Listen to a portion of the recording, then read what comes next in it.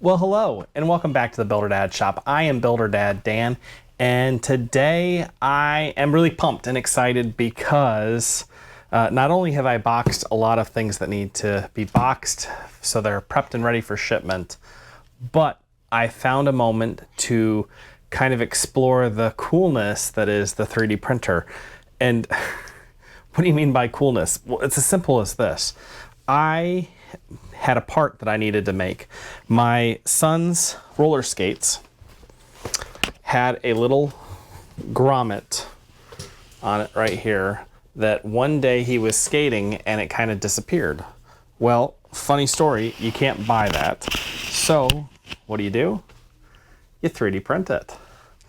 And so after one quick little adaptation to try it out and see what I thought, I went back, made another version of it, and I got it, and now this thing works perfect.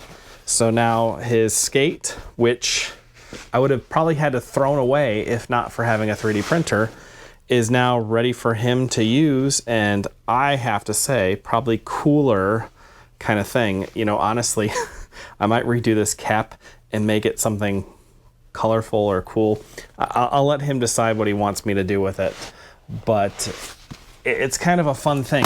You don't think about it so much when you buy a 3D printer because, you know, when you buy a 3D printer, you think of all of the things that you can print for fun and stuff like that. You go through printables, you go through Thingiverse, you look at, you know, you can make models, you can make different things.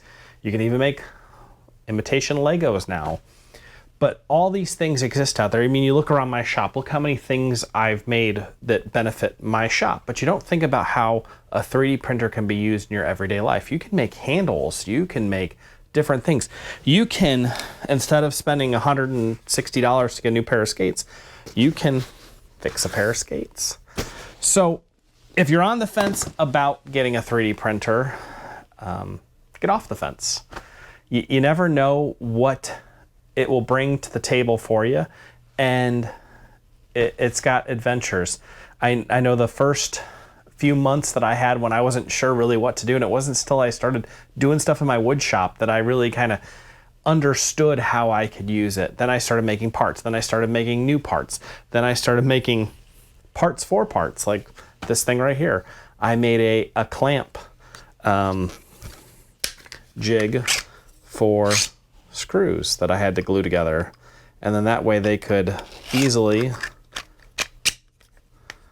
be pressed. So it's a press for a bolt. And so you never know what you're going to be able to create, and you never know where it's going to apply to you in your house. So that's all I've got for you today. Thanks for joining me, and have fun.